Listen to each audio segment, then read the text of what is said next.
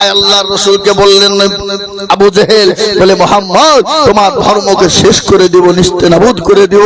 আল্লাহ রাব্বুল আলামিনের দরবারে রাসূলুল্লাহ বললেন ও আল্লাহ তুমি যদি চাও তোমার দ্বীনকে বাঁচাতে চাও, ও আল্লাহ তুমি তোমার দ্বীনকে তুমি বাঁচিয়ে নাও।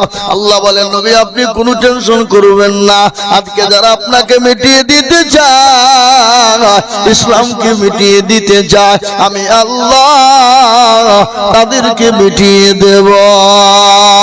কিন্তু মুসলমান আল্লাহর নবীর উপরে সাহাবারা এত ভালোবাসতেন, নবীকে এত মহব্বত করতেন, নবীর জন্য জীবন যারা উৎসর্গ হয়ে যেতেন। আল্লাহর নবী আবু বকরকে গিয়ে ডাক দিয়ে বলে আবু বকর রে। আবু বকর বললেন লাব্বাইক সাদাইক ইয়া রাসূলুল্লাহ। আল্লাহর নবী বলেন আবু বকর চলো মক্কা ছেড়ে মদিনার পথে যেতে হবে। এ মুসলমান আমার দরদি আমার ভাইয়েরা, বিশ্ব নবী মক্কা ছেড়ে মদিনার পথে আবু বকরকে নিয়ে চলে গেলেন। বাবা রাস্তার মধ্যে বিভিন্ন রকমের বিভিন্ন ঘটনা ঘটে গেল। আল্লাহর নবী আবু বকরকে নিয়ে মদিনার জমিনে থাকতে লাগলেন। 1 বছর 2 বছর করতে করতে অনেকটা বছর যখন কেটে গেল, বিশ্ব নবীর সাহাবারা নবীকে নিজের জানের দিকে ভালোবাসতেন। তার নমুনা একটা শুনিয়ে দিই বাবা। উরওয়া ইবনে মাসউদ বলে একজন আপনার কাফের মক্কা থেকে মদিনার ময়দানে গিয়েছেন। মুহাম্মদ সাল্লাল্লাহু আলাইহি ওয়াসাল্লাম কেমন আছেন দেখতে। এদিকে আবু জাহেল আবু লাহাব উতবা সাইবা তাকে সাজস করে পাঠিয়ে দিয়েছে। আমরা যে মুহাম্মদের উপর অত্যাচার করেছি, জুলুম করেছি, জানি না আব্দুল্লাহ ইবনে মাসউদ উরওয়া ইবনে মাসউদের উপর কি পদক্ষেপ নেয় মুহাম্মদ। কিন্তু উরওয়া ইবনে মাসউদ কিন্তু তার যেতে মন চায় না, তার মনের ভিতর বড় খারাপ। তিনি মনে মনে একবার আগের দিকে যায়, একবার পিছনের দিকে এগিয়ে আসে। এরকম করে যখন তিনি মদিনার কাছে যখন পৌঁছে গেলেন, আল্লাহ নবীর একজন সাহাবা নবীকে বললেন রাসূল ইয়া রাসূলুল্লাহ জানি না মক্কা জমিন থেকে কে যেন এসেছে। আল্লাহর নবী মায়ার নবী দয়ার নবী তিনি তো রহমতের নবী, তিনি তো মায়ার নবী। গজল আছে না গো? আল্লাহর নবী এ মায়ার নবী গো, আপনি নবী আমার জীবনের জীবন, আপনি আমার জীবন সাথী, অন্ধকার খবরের বাতি, আপনি হইলেন নির্দুনিয়ার ভর। আল্লাহর নবী এ মায়া নবী গো, আপনি নবী আমার জীবনের জীবন, আপনি রহমাতাল লিল আলামিন, আপনি উম্মতের জামিল, আপনি হইলেন গুনাহগার উম্মতের আপনজন।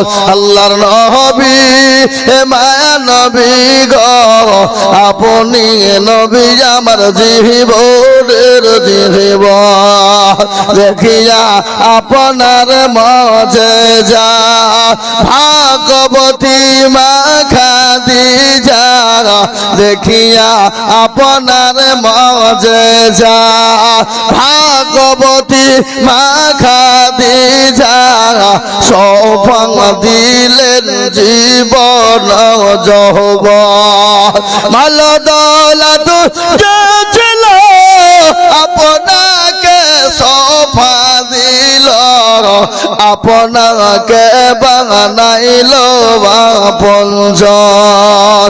আল্লাহর নবী হে মায়া নবী গো, আপনি নবী আমার জীবনের জীবন। হে মুসলমান দরদি আমার ভাইরা, আল্লাহ নবীর কাছে একজন সাহাবা গিয়ে বলেন নবী গো, মক্কা থেকে একজন মানুষ আপনাকে দেখা করতে এসেছে, কিন্তু একটা দেশের জন্মভূমির একটা জন্মভূমির একটা মায়া, এত মায়া এত মায়া। একটা কথা আপনাদেরকে আমি দুনিয়ার জমিনে ছোট্ট করে উদাহরণ দিই বাবা। এই দেবপুরের মানুষ যদি সৌদি আরবে চলে যায়, কুয়েতে চলে যায়, কাতারে চলে যায়, দুবাইয়ে চলে যায়, কিন্তু দেখা গেল ওখানে গিয়ে একজন বেলডাঙ্গা থানার কোন মুসলমানকে পেল, বলেন তো তার বুকটা বড় হবে না? হবে না? কথা বলেন না? ও বলবে আমার জেলার লোক, সর্বপ্রথম বলবে আমার জেলার লোক, তারপরে যখন আপনার দেখবে থানার লোক, আমার বেলডাঙ্গা বোলাকে থানার লোক, বুকটা আরো বড় হবে। যখন দেখবে পুলিন্দা সারগাছির লোক, সল্লাপাড়ার লোক, তখন আরো বুকটা বড় হবে। হবে কিনা জোরে বলো। যখন দেখবে না না না আমার দেবপুরের লোক তো দেখছি আছে, বলেন তো তার বুকটা বড় হবে কি হবে না? আল্লাহর নবী জন্মভূমি মক্কা, তিনি মক্কা ছেড়ে মদিনার পথে যখন গেলেন, অনেক নির্যাতন অত্যাচারের পরে কিছুদিন পরে নবীকে দেখা করার জন্য উরওয়া ইবনে মাসউদ মক্কা থেকে গেছে। কিন্তু নবী যখন শুনলেন উরওয়া ইবনে মাসউদ এসেছে মক্কা থেকে, নবী গো রাসূলুল্লাহ বসেছিলেন, বসে থেকে খাড়া হয়ে গেলেন, বলে যাও যাও যাও, আমার মক্কা থেকে কে এসেছে তাকে আমার কাছে আনো। কিন্তু নবী দেখলেন না কিসের দুশমন, কে দুশমন, কিরকম দুশমন দেখলেন না। উরওয়া ইবনে মাসউদ বনে বনে করলেন, হারে হয়তো আমি যাব ওই মুহাম্মদের উপর এত অত্যাচার করেছি 13টি বছর ধরে, হয়তো আমি তার কাছে যাব আর আমাকে প্রতিশোধ নিয়ে অপমান অপদস্থ করবে। কিন্তু না না না, রাসূলুল্লাহ তাকে বুকে জড়িয়ে ধরলেন। বাবা বলো বলো উরওয়া ইবনে মাসউদ তুমি কেমন আছো? এবং তোমার চাচা আবু জেহেল, আবু লাহাব, উতবা, সাইবা কেমন আছে? যে তার নবী মার নবী যার উপরে এত অত্যাচার গুলো জুলুম হলো, নিজের জন্মভূমি থেকে মক্কা থেকে মদিনার ময়দানে তাড়িয়ে দিল। ও মুসলমান দরদি, তিনি তো মাসুম, তিনি বেগুনাহ, তিনার উপর এত অত্যাচার, এত জুলুম, এত অত্যাচার হয়েছিল। নবীকে খেতে দেয় না, নবীর গলার ভিতরে গামছা বেঁধে দিয়ে কাফের বেঈমানরা পিছন থেকে টান দিয়েছিল। রাসূলুল্লাহর দুই গোলা দিয়ে গপনা ঝরঝর করে রক্ত ঝরে যেত। আল্লাহর নবীর উপর এত অত্যাচার, এত জুলুম, একটা নয় দুটি নয় বাবা, 13টি বছর ধরে নবীর উপর নির্যাতন চালিয়ে গেছে। রাসূলুল্লাহ তিনি তো নিষ্পাপ নিষ্কলঙ্ক বাবা, কিন্তু রাসূল ইসলামের জন্য, কোরআনের জন্য, দিনের জন্য, এ মুসলমান দরদি আমার ভাইয়েরা, আজকে আমরা এমনি দিন পাইনি, ইসলাম পাইনি, কোরআন পাইনি বাবা। আর সাহাবারা বিবিকে বিবাহ করেছে, নতুন বিবাহ করে একজন সাহাবা, তার নাম হলো হযরত হানজালা রাদিয়াল্লাহু তাআলা আনহু। তিনি নতুন বিবাহ করেছে, ঘরের ভিতরে বাসন গণফল সংসার রাত্রে বাবা। আল্লাহর নবী একদিন ডাক দিয়ে বলেন, মদিনা যুবকেরা, ও মদিনা তরুণ নওজোয়ান শোনো, আজকে তোমাদের কাছে নবী থাকবে না, আজকে তোমাদের কাছে রাসূল থাকবে না। তোমরা বলো সমস্ত সাহাবারা মদিনার ময়দানে জমা হয়ে যায়। হযরত হানজালা নতুন বিবাহ করেছে, বাসন গণফল সজ্জার রাত। এ মুসলমান, মধুর মিলন স্বামী স্ত্রীর ভালোবাসা ইতিমধ্যে কানে যখন পৌঁছে গেল রাসূলের কথা, সঙ্গে সঙ্গে বিছানা ছেড়ে দেয়, ওলঙ্গা তরবারি নিয়ে জিহাদের ময়দানে চলে যাবে। বলে স্বামী গো, আপনাকে বাধা দিব না, মানা করব না। ওগো স্বামী আপনি যান, আপনি যান, আপনাকে বাধা দিব না। কিন্তু স্বামী গো, আপনার ওপর গোসলটুকুন ফরজ হয়েছে, আপনি দয়া করে মেহেরবানি করে আপনি গোসলটুকুন সেরে যান। সাহাবা বলেন, বিবি রে, আমি কার জন্য ইবাদত করব, আমি কার জন্য গোসল করব, আমি কার জন্য দুনিয়ায় বেঁচে থাকবো রে বিবি, যে নবী আমার দুনিয়ার জমিনে থাকবে না। আজ আমি আপনাদেরকে বলবো, বাপ আমাদের 50 বছর জিন্দেগি হয়ে গেল, রাসূল চিনি না, নবী চিনি না, ইসলাম চিনি না, কোরআন চিনি না। আল্লাহু আকবার। কখন কোন সময় চলে যাব, আমাদের জীবনের কোনো মূল্য না। কিন্তু 50 বছরের জিন্দেগিতে আমাদের কোনো ইবাদত না। কি জবাব দিব আমরা কবরে বাবা, কি জবাব দিব আমরা পরকালে বাবা? তাই কবি বলে, এ জীবনে না করিলাম বন্দেগি, গুনাহ করে কাটাইলাম জিন্দেগি, গুনাহ করে কাটাইলাম জিন্দেগি তওবা করে আবার তওবা ভাঙ্গিলাম অবশেষে খাঁটি তওবা করিলাম অবশেষে খাঁটি তওবা করিলাম সকলেরই দরজা হইতে ফিরিয়া আপনার রোজায় রইলাম পড়িয়া আপনার রোজায় রইলাম পড়িয়া এত গুনাহ করছি আমরা জীবনে ক্ষমা করো মাবুদ আল্লাহ বান্দারে ক্ষমা করো মাবুদ আল্লাহ বান্দারে তুমি যদি ক্ষমা না করো বান্দারে ভালো তো বান্দা যাবে কারদারে ভালো তো বান্দা যাবে কারদারে। এ মুসলমান আমার দরদি, আসুন আমাদের জীবনে জিন্দেগিতে আমরা বন্দেগি করে যাই। ও মুসলমান, দুনিয়া থেকে চলে যেতে হবে, কখনো যে কখন নাই, জীবনের কোনো গ্যারান্টি নাই, কোনো মায়া নাই রে বাবা। আজ আমি আপনাদেরকে বলবো বাবা, নবীর সাহাবার জীবনের মায়া করেনি, ইসলামের জন্য বিবির মায়া করেনি, কোরআনের জন্য দিনের আপনার শরীরের মায়া করেনি, নবীর জন্য রাসূলুল্লাহর জন্য জাহান আপনার ঝান্ডা নিয়ে রঙা তরবারি নিয়ে হানজালা চলে যাবে। বিশ্ব নবীর দরবারে যখন পৌঁছে যায়, কাফির বেঈমানদেরকে জাহান্নামের টিকিট তিনি ধরিয়ে দিলেন, এমনকি তিনিও পর্যন্ত শহীদ হয়ে গেলেন।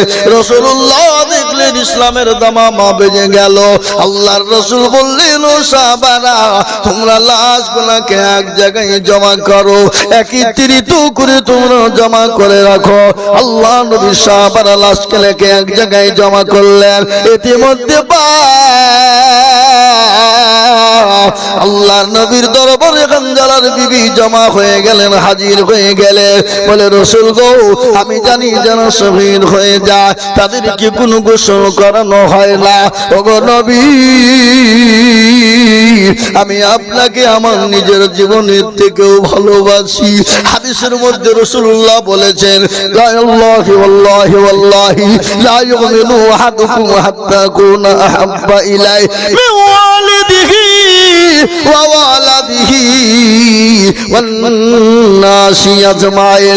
রাসূলুল্লাহ বলে গেলেন, অতক্ষণ পর্যন্ত তুমি মুমিন হবা না, মুত্তাকিন হবা না, পরহেজগার হবা না, দিনদার হতে পারবা না, যতক্ষণ পর্যন্ত তুমি তোমার নিজের জীবনের থেকে, তোমার জীবনের থেকে, তোমার জানের থেকে, তোমার মালের থেকে, তোমার বিবি বাচ্চা ছেলে মেয়ে আত্মীয় স্বজন বন্ধু বান্ধবের থেকে আল্লাহ তো রাসূলকে না ভালোবাসতে পারবা, ততক্ষণ পর্যন্ত তুমি মুমিন হবা না।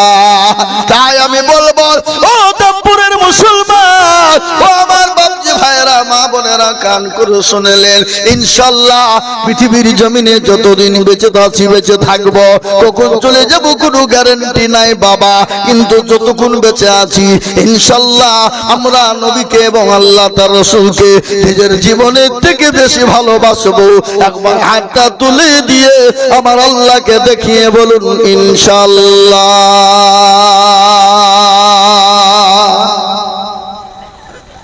আহা, এর ভিতরে অনেকে তুলল না, ওরা মনে মনে করছে যে মৌলভী মনে হয় আদায় করবে রে। হ্যাঁ, না আমি আদায় করবো না, আদায় করতে হয়নি কেমন, আদায় তো করে গেছে মুখলিস, আবার কি হবে, সব দিয়ে দিয়েছে না, এখনো বাকি আছেন গো। মুসলমান যারা হাতটা তুলে দিল তারা জিতে গেল, আর যারা তুললো না তারা হেরে গেল। আমি আপনাদেরকে বলি, ও দেবপুরের মুসলমান, যারা তুললো না তারা হেরে গেল। তারা মনে করছে কেউ দেখতে পাবে না, কিন্তু না না, যেটা কেউ জানে না আল্লাহ জানে, যেটা কেউ শোনে না আল্লাহ শোনে, যেটা কেউ বোঝে না আল্লাহ বোঝে, যেটা কেউ দেখতে পাই না ও মুসলমান আল্লাহ দেখতে পাই না গো। হ্যাঁ, কথা বলে না কেন? রাতে অন্ধকারে লুকিয়ে লুকিয়ে তুমি মনে করছো কেউ দেখতে পাবে না, কিন্তু না না, আমার আল্লাহ সব কিছু দেখতে পায়। তার কারণ শুনে নিন বাবা, আমি আপনাদেরকে শুনিয়ে দিব বাবা। আল্লাহ সকল সময় হাজির নাজির, 24 ঘন্টা তিনি এনি টাইম হাজির নাজির। আপনার চলতে ফিরতে জন্য আপনার জানে মালে ডানে বায়ে সকল সময় আল্লাহ দেখতে পায়। আপনি আল্লাহকে দেখতে পাবেন না, কিন্তু আল্লাহ আপনার এতগুলো, আমার একজন বলছে হুজুর আল্লাহ এতগুলো লোকের হিসাব ফিরে রাখবে, ওর মধ্যে আমি ফুক করে ঢুকে যাবো, বুঝি পাবেন না। আল্লাহ, আমি বললাম বোকা, আল্লাহ গোটা পৃথিবীর জমিনটা তার নখদর্পণে। আল্লাহ পৃথিবীর জমিনে কতগুলা মানুষ বানিয়েছে, কতগুলা থাকবে, কতগুলা কি করবে, কতগুলা কি খাবে, কি খাবে না খাবে, আল্লাহ ছাড়া পৃথিবীর কেউ জানে না। বলুন তো বাবা, কোটি কোটি কোটি আল্লাহ মখলুক দুনিয়ায় জমিন বানিয়েছে না বানায় নাই? আমরা ওলামারা বলি 18,000 মখলুক আল্লাহ বানিয়েছে। এটা হলো আলেম ওলামাদের, এটা হলো আপনার আনুমানিক বলা, কিন্তু 18,000 নয় বাবা। আল্লাহ কত কোটি মানুষ, কত কোটি কোটি আপনার সম্পদ বানিয়েছে, কত কোটি কোটি মখলুক বানিয়েছে। আল্লাহ ছাড়া পৃথিবীর জমিনে বাঁচতে কেউ জানে না। তার মধ্যে একটা ঘটনা শুনেলেন, আল্লাহ নবীকে আল্লাহ রব্বুল আলামিন আল্লাহ সমস্ত রুজি আল্লাহ বহন করে, কিন্তু একদিন নবী সুলাইমান আলাইহিস সালাম একদিন আল্লাহকে ডাক দিয়ে বলেন, আল্লাহ আমি জানি তুমি রুজির মালিক, ও আল্লাহ আমি জানি তুমি সবাইকে রুজি দাও, আমি এটা জানি, কিন্তু মাবুদ গো তুমি একটা বারের জন্য আমাকে হুকুম দাও, তোমার পৃথিবীতে যতগুলা মখলুক রয়েছে সমস্ত মখলুককে আমি একটা দিন খাওয়াবো। আল্লাহ বলে পারবি না? বলে না আমি খাওয়াবো। বলে ও সুলাইমান পারবি না? বলে আমাকে হুকুম দাও।